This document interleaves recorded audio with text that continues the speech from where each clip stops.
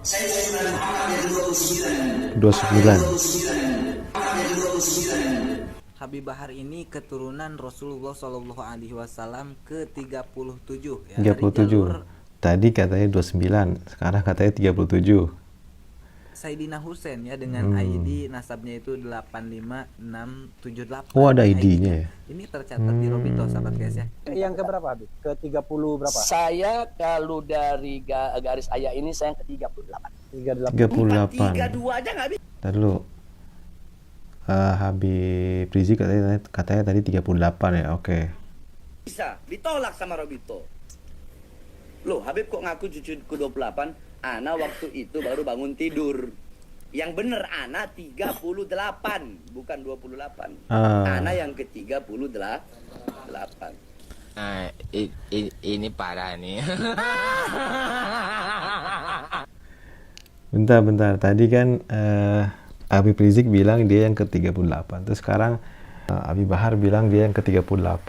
Katanya sebelumnya dia bilang 28 karena baru bangun tidur, mungkin masih belum ngumpul nyawanya, jadi salah ngomong kali. Jadi dibilangnya cucu ke-28. Tapi ternyata yang sebenarnya adalah dia cucu yang ke-38. Tapi tadi ada di catatan katanya dia cucu yang ke-37.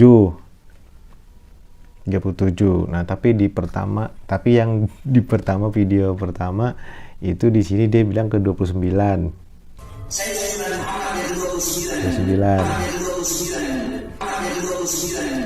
Habib Bahar ini keturunan Rasulullah Shallallahu Alaihi Wasallam ke-37 37. ya, dari jalur Sayyidina Husain ya, dengan ID nasabnya itu 85678. Ini ID-nya. Ini tercatat di Robito, Ada sahabat ID-nya guys tuh. ya.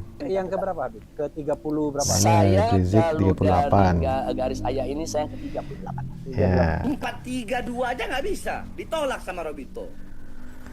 Loh, Habib kok ngaku cucu ke-28? 28. Ana waktu itu baru bangun tidur. Itu bang tidur. Yang bener Ana 38. 38. Ana yang ke-38.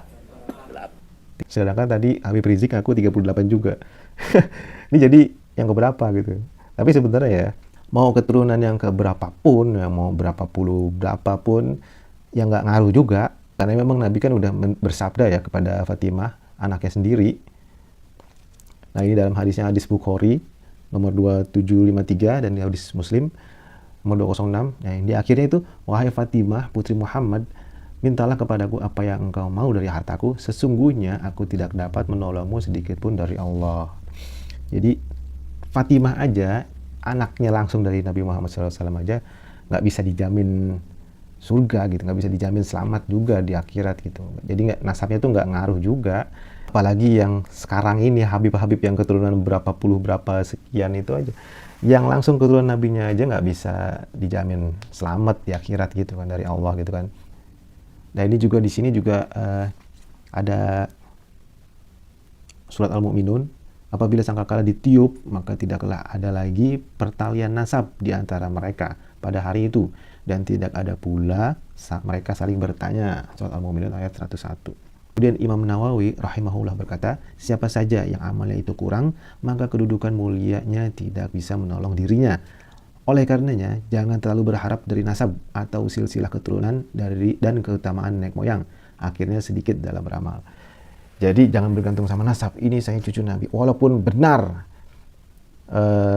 cucu Nabi gitu kan, ya nggak jaminan juga gitu. Dan ini ada ayat yang menyatakan bahwa derajat itu menurut apa yang dikerjakan, dan bagi masing-masing mereka derajat menurut apa yang telah mereka kerjakan.